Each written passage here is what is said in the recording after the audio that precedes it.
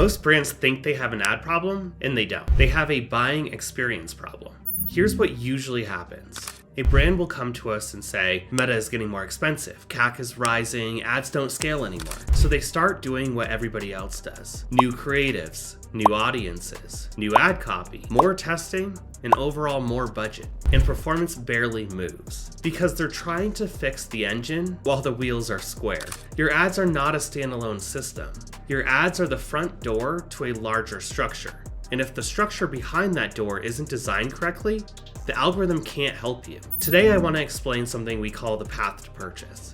And once you understand this, two things happen. First, you stop panicking about ROAS, and two, your acquisition actually gets cheaper. So here's how most brands think advertising works. A potential customer sees an ad. They go to your product page, they go to your checkout page, and boom, you have a sale. Simple, but also wrong. Real e-commerce growth looks more like this. Potential customer sees a Meta or Google ad, they go to your offer landing page, they add to cart, checkout, upsell, cross-sell, follow-up, repeat purchase, subscription, and if you're lucky, category expansion. That entire sequence is what the algorithm is optimizing. Not the ad, not the click, the customer journey. Meta is not trying to find people who will buy once. It's trying to find people who behave like your best customers. And here's the important part. Meta doesn't know who your best customers are until your store shows it, which means your site, not your ad, trains the algorithm. This is where CAC actually comes from. CAC is not determined by your targeting, your hook, or your creative alone. CAC is determined by how valuable a customer becomes after the click.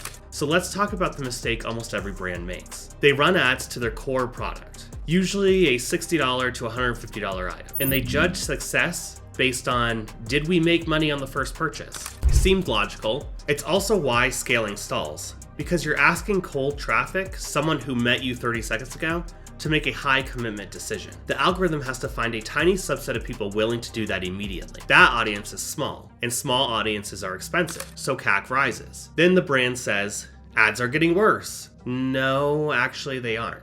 Your entry point is wrong. You built a store designed for convinced customers, not new customers. This is where gateway products come in. Think sample packs, trial sizes, starter bundles, low commitment offers. And this is the conversation we hear constantly. The brand says, we should run ads to our sample pack. The agency says, we tried that, ROAS didn't work. Of course the ROAS didn't work. You evaluated a relationship product using a transaction metric. A gateway product is not supposed to win on day 1. It's supposed to win on day 30, day 60, day 90, and beyond. We worked with one brand. Their previous agency shut off ads to a low price starter kit because the ROAS looked terrible. We brought it back to test again, tracked the journey, and what we found was the starter kit buyers had 2.5x higher lifetime value than cold traffic to the flagship product. Why was this? Because behavior matters. Someone who samples becomes more confident in your brand and your product. Confidence becomes commitment, and commitment becomes repeat purchasing. Repeat purchasing becomes a customer, and a customer for life. And that's what the algorithm learns. When Meta sees people come back and buy again, it finds more people like them. And then suddenly, your CAC drops, your CPMs stabilize, and scaling becomes easier. Not because the ad changed, because the customer quality changed. Now here's the part that brands really miss. The intro product is not the profit center. The upsell tree is. The path looks more like this. They go to an intro offer, you get offered a relevant upsell,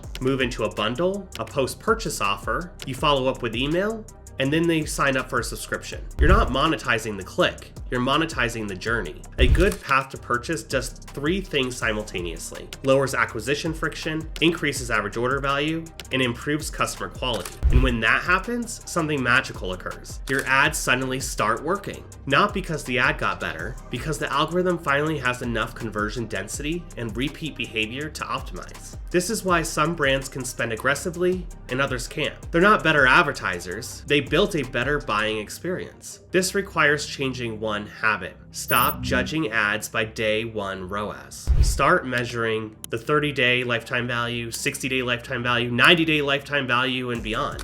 A gateway offer often looks unprofitable in the platform, but profitable in reality. If you measure a tripwire with the same metric as a front-end product, you will shut off your best acquisition tool. And most agencies and brands do exactly that. They optimize for yesterday's transaction instead of tomorrow's customer. So here's the core idea. Ads don't create customers. Experiences create customers. Ads just introduce them. Your path to purchase determines who converts, who returns, and what Meta ultimately learns. Fix the journey and CAC falls. Not because traffic changed, because behavior changed. If your ads feel expensive before you touch the ad account, map your buying experience first. Look at things like your entry offer, your upsells, your follow-up, your repeat purchase path. That's usually where revenue is leaking. And if you want help mapping it, we do this every week. We'll walk through your customer journey, identify where lifetime value is hiding, and where acquisition costs can realistically drop. Check the link in the description, and if this helps you think about ads differently, send it to another founder,